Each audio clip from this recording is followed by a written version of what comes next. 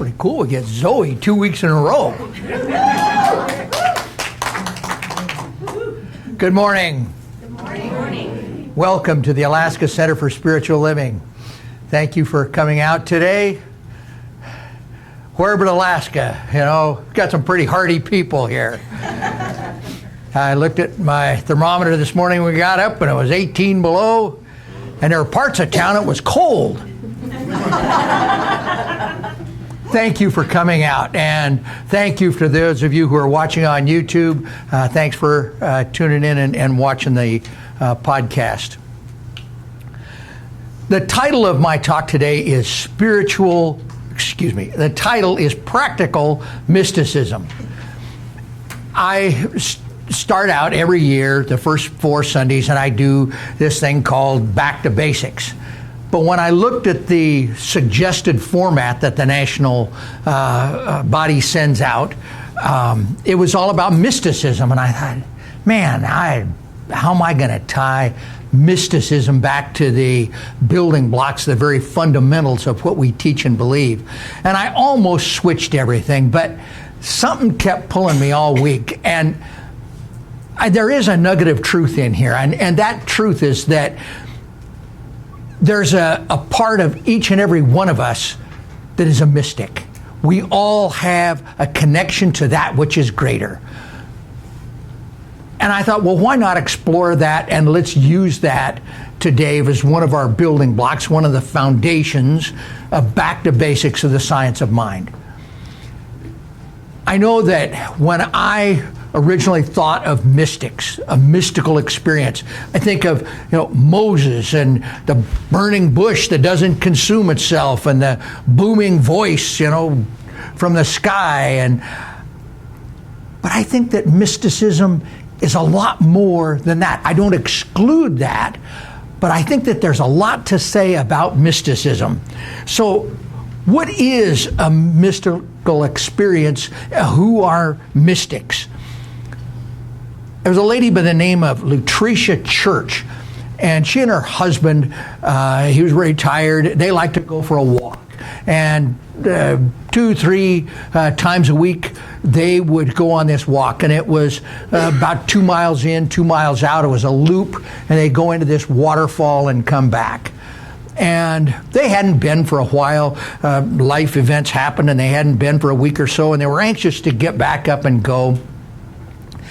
And they got ready to go, and for some reason, unknowns to anybody, but Letitia decided to throw in some of the grandkids' little apple juice containers with apple juice in it. She put in a couple of those little oranges, those little cutie oranges, and a couple of granola bars, along with their water that they usually took, and a raincoat and things like that.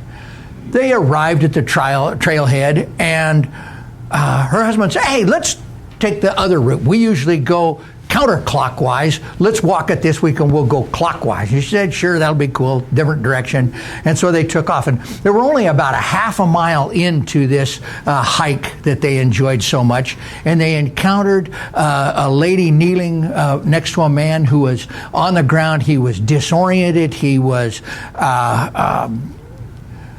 conscious but incoherent. And the lady informed them that her husband was a diabetic, and she felt that he was hypoglycemic. And do you have anything that we could have that he could eat or drink that would help get his sugar back up? Well, just a moment. We do happen to have something. And so they were able to give him the apple juice, a couple of wedges of the little orange, and a granola bar, and it perked up. It got his blood sugars back up, and he was able to make it to the nearest medical facility where he could receive treatment. How many coincidences does it take? Why did they go that day? Why did she, out of the clear blue, decide to pack this stuff that was high in sucrose and sugars? Why did they decide to walk it clockwise? Just too many coincidences. And I submit that that is just as mystical of an experience as Moses and his burning bush. That is the divine that is speaking to us. It is allowing us to do something more. And it operates through all of us. Ernest Holmes said, "A mystic is one who intuitively perceives truth and who, without conscious mental process, arrives at a spiritual realization. The mystics include the great prophets, the inspired writers, the illumined souls of all ages. All the mystics have recognized the absolute unity of God and man." At a different place, Holmes said, "A mystic is not a mysterious person, but is one who has a deep inner sense of life and their unity with the whole." And I think there's a real kernel of truth in that, and that is that there is a ribbon of truth to this concept that we are one, of our oneness. So how do we go about experiencing the mystical? And I found at least 4 big buckets of things that we could identify as areas of where we can experience the mystical, and I'm only going to talk about 3 of them today. The 4th one is near-death experiences, and that one is almost so big and so complex, I think it gets a sermon of its own one of these days. But the ones that I did identify are dreams, animal contact, and more of these coincidences. But the first is dreams. Gloria and John Schmidt lived in Phoenix, Arizona. They had moved to Phoenix after John retired from Illinois. He was a long-distance trucker and grew tired of being gone all the time in the long-distance trucking. So they moved there, and he had picked up a job as a driver for a bread company. And one of his coworkers had another event that he couldn't work, and so he'd asked John to fill in for him that morning on the early shift. So he was up at 4 and out of the house at 4:30 to go deliver bread. Their son, who was in the Army, was home on leave, but his goal was to finish his tour with the Army and train to become a policeman, and he had been invited that morning to go on a ride-along. And so he had got up with Dad at 4 and had left, and Mom was there by herself. Gloria was there by herself, and she had a dream. And this dream was unsettling. It wasn't fearful, but it was very unsettling. And she could not get back to sleep. And she tried, and husband wasn't there. All the other things, she could not sleep, and she finally just gave up and said, I might as well get some work done if I'm just going to sit here and toss and turn. And she had gone in and got her laundry. She was in the laundry room folding laundry when she heard a screech of brakes and crash into their house. And a car had gone right through their front window, through their living room, through the wall into their bedroom, right over their bed, and into their son's room. And when the police and firemen arrived, they were able to extinguish the smoldering flames that were on their son's bed. All 3 would have been killed if they hadn't had those coincidences and that dream. The dream that woke her up that wouldn't let her go. I submit that's the presence of the divine speaking to us. A young lady had lost her father and had gone back to the old family house for the celebration of life, and she brought her kids with her. It was a day or 2 after the funeral, and the kids were getting to experience Grandpa's house and whatnot, and she woke up in the middle of the night with a dream, and it was a loud voice, and it said, get out of the house, it's going to be hit with lightning. And she, well, that's crazy, we hardly ever have lightning here. And she went back to sleep. She woke up a few hours later and she could hear thunder in the distance. And again, this loud voice said, "Get out of the house, get out of the house." This is crazy. And she tried to lay back and go to sleep again. And once again, "Get out, get out." So she got up and started to walk. And at just that moment, her kids came running out of their bedroom, all in their jammies and stuff, and heading for the front door. And all of them went out. Just as they got outside on the porch, kaboom! A bolt of lightning hit that house, and it burned to the ground before the fire department got there.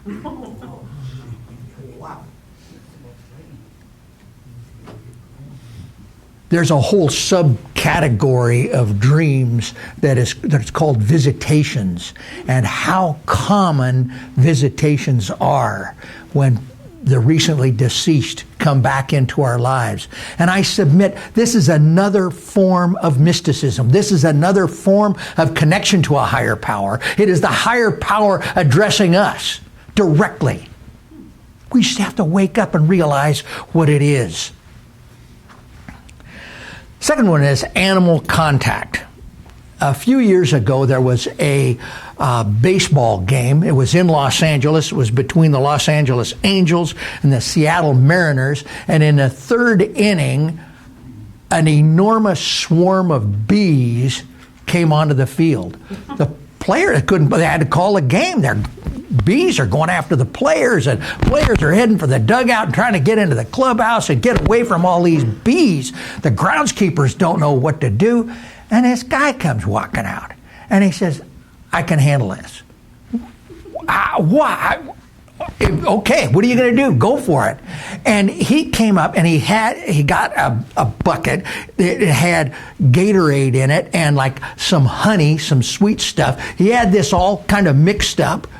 And he came along and he swung this bucket, and it attracted these bees, and he swept them all into a box, and he captured all of these bees. People were astounded. Yes, he was a beekeeper, but I think he was a bee whisperer. Not all of you, but some of you will know Dick Van Dyke. You've heard that name. Comedian, actor. He's 90. I think he's 96 now. If he's still alive, I don't know. He was 94 at that time. He did an interview, and the interviewer asked him about his early life, and he told a compelling story. He was a young man. He lived in the Midwest. I think it was Illinois. But one of his most favorite things to do was to go to Virginia Beach and to surf. I didn't even know they had big surfs on the East Coast, but whatever, he would go there and surf, and he would paddle out, and the quietness of the waves proved to be so relaxing to him, so rejuvenating. He absolutely loved doing that, and he would drive all the way to Virginia Beach to do this. He did that one day, and as he paddled out, he was so serene. It was just wonderful, and he kind of drifted off. And when he woke up, he was way out of the sight of land. There was no land, and there was no marking which direction to even try to paddle. What does he do? What can he do? And he said, I sat there in almost a panic. And then things got worse. He looked out, and there, big black fin, dorsal fin. Oh no! And it swam right up to his surfboard, and it circled him. And he looked around, and it was joined by another and another and another, and he thought, well, this is the end of Dick Van Dyke. One of those big dorsal fins came right up to him and pushed his surfboard. And he realized that wasn't a shark, it's a dolphin. And this school of dolphins pushed Dick Van Dyke back to shore, got him back to where he could see land, and allowed him to get back to shore. the divine can speak to us in a myriad of different ways.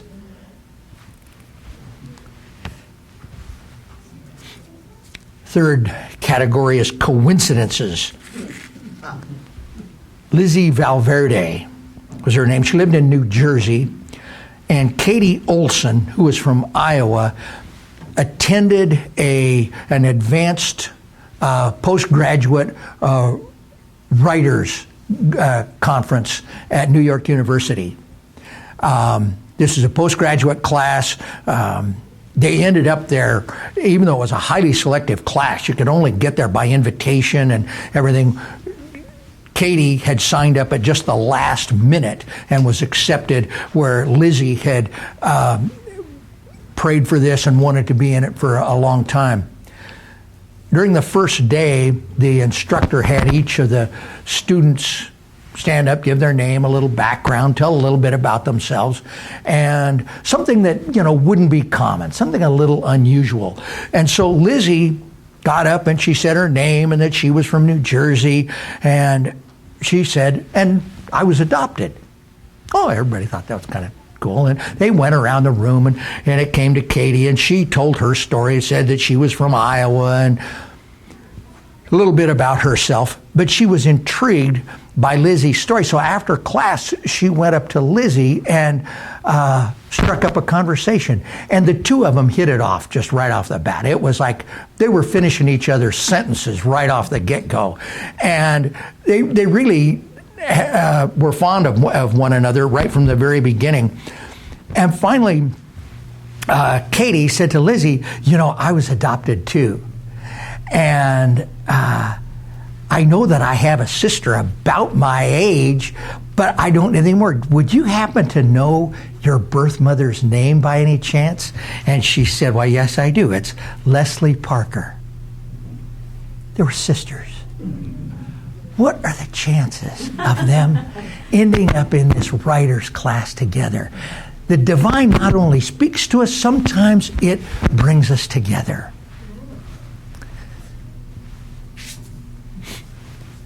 Cute story, a lady named Grace Balelo. She was 73 years old, and she and her husband, Peter, had been somewhere, I don't know, they got change, and they had some brand new $1 bills. And they decided, what the heck? So they each signed a $1 bill. And Peter kept those, and he kept them in his wallet as just sort of a symbol, and an indication of their deep love for one another. Until the day came when Peter accidentally spent them. And he regretted that. And then a few years later, Grace passed away. And he was filled with grief and remorse and for some time. And one day he decided that he was going to take his 14-year-old granddaughter to lunch. And so they went to lunch together, and during the lunch he talked about how much he missed Grace. And he said that he sure would, like it if he could get some kind of sign from Grace. And they finished their lunch, and he gave her a 20, and she went up to pay for their meal and came back with the change, and she said, put the change down. And he looked down, and there was a $1 bill with a signature, Grace B, on it.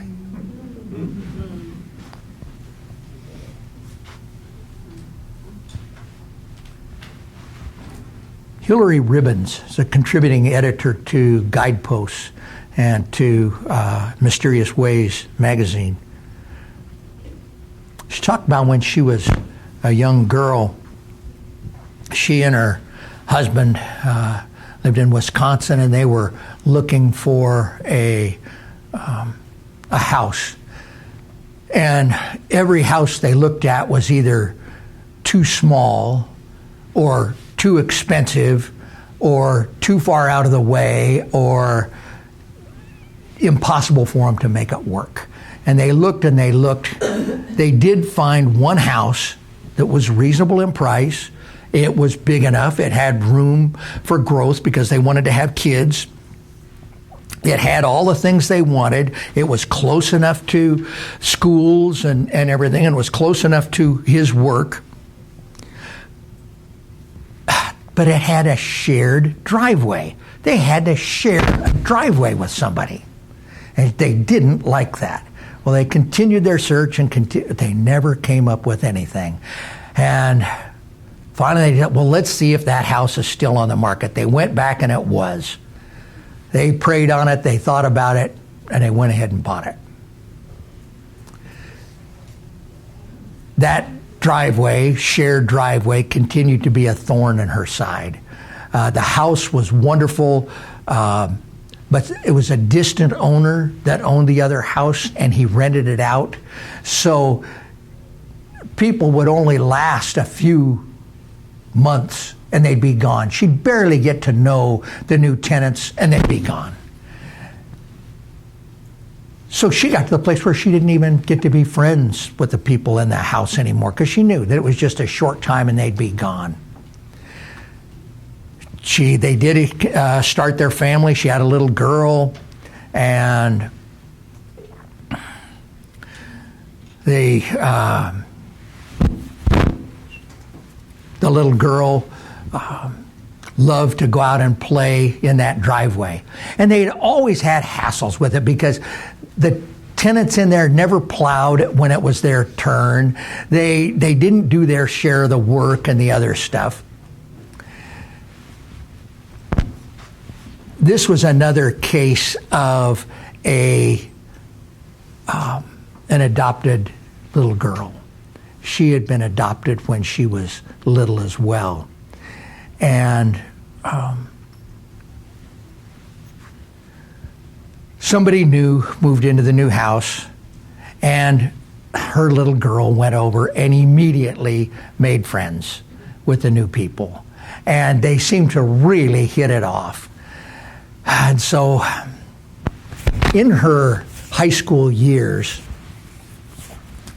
Hillary had wanted to know her birth parents. And she'd gone to the adoption agency, but the cost was way too big, and she couldn't afford it then, so she didn't do it.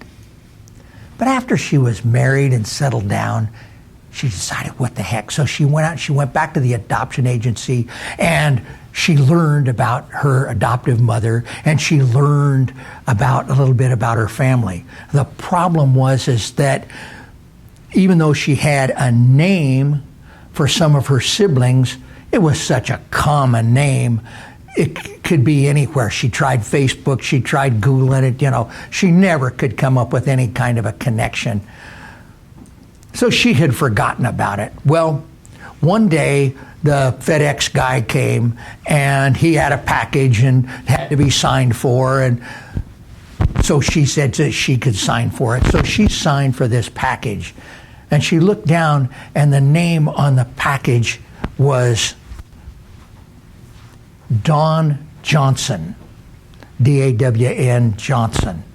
And that just hit her like a bucket of cold water, because Dawn Johnson was the name of one of her sisters. So that afternoon, when she gave her the box, she came over and she asked the question, and you already know the answer. Sisters, once again. Well, Dawn Johnson and her husband went ahead and bought that house, and they continued to share that driveway for many, many years. But not everybody has these kinds of experiences, and some great mystics have had life-changing things. We talk about the Moses of the world and the other mystics that we normally think of. But we can also consider the geniuses who come up with new songs, the composers, the poets that have made leaps in the artistic realm as well. These things are inspired by something that is greater than ourselves. They don't just automatically happen. We get an inspiration from something that is greater. And it is that connection And very often, the poems, the songs, the things that come up, just like our song today. What did we talk about? What was the inspiration? What was behind Zoe's song? Original song for us. Thank you, Zoe. Thank you, Zoe. The last line. It's our oneness. And this is what the mystics have taught throughout the ages. The common thing that the mystics have all taught, Buddha, Allah, Jesus, is our oneness. If we can take one lesson from all of the mystics, is that we are one. We are one human family. And sometimes we're brought together in amazing ways with our sisters. Nikola Tesla said, though free to think and act, we are held together like the stars in the firmament, with ties inseparable. Though free to think and act, we are held together like stars in the firmament, with ties inseparable. Oh, darn, I don't have time for my big joke today. So today, we'll talk about a thing that's going to happen next week. Last week, we talked about the young lady that became the first ever Major League Baseball female coach to a Major League Baseball team. Next week, we are going to experience Katie Soers. She is the first openly gay female coach on a team in the Super Bowl. Nice. We are indeed one. Okay, so for today, what I want you to take away today, the one thing that I would like for you to remember, we all have mystical experiences. Not all of them are burning bushes and clay tablets from the mountain. But they can be subtle things. They can be small things. They can be an inspiration to write a song. Let these things drive us to the realization of our oneness. So with awareness of our connection, I invite my colleagues, the practitioners, to join me in surrounding our congregation in love, in simply just knowing that there is indeed a power in the universe, and that power is magnificent, and that power is infinite, and that power is for us if we only allow it to be. And so we know that all of the experiences we go through in this earthly plane are all part of this thing we call life, but it is only an experience. It is only an effect. It is only this thing that we're going through at this time. It is temporary. The thing that is permanent is our oneness. It is permanent is God's love. It is permanent of our love to one another.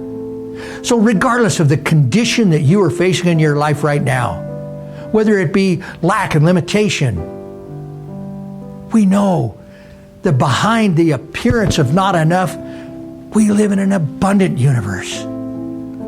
The majesty, the beauty of the dark Alaskan sky at night when we can look up and see the firmament. The beauty. Even if we're experiencing health challenges, yes, they're real, absolutely real. But behind that reality, there is a bigger truth, and that is that each and every one of us are beloved children of the Most High, and we have all been made in its image and likeness, and we have within ourselves a blueprint that is perfect. Within the cells, we have an intelligence that knows how to tell those cells how to divide. And we call forth that perfection for anyone experiencing health challenges.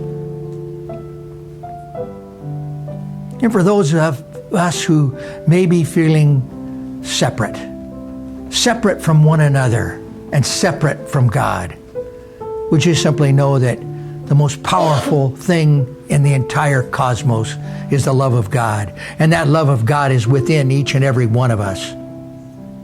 So even though we may have differences in politics, in religions, and all of the other things that can appear to separate us, that behind that is a truth, and that truth is that we are one. And it is that oneness that we embrace. And we just simply love one another. And so now I just simply give thanks. I give thanks for my awareness of the power and the presence of God in my life. And I know that each and every one of us, as an expression of the Most High, have that same love within us.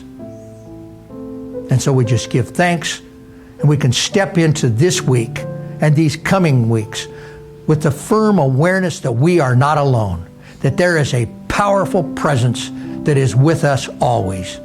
We give thanks, we let it go, we let it be, and so it is.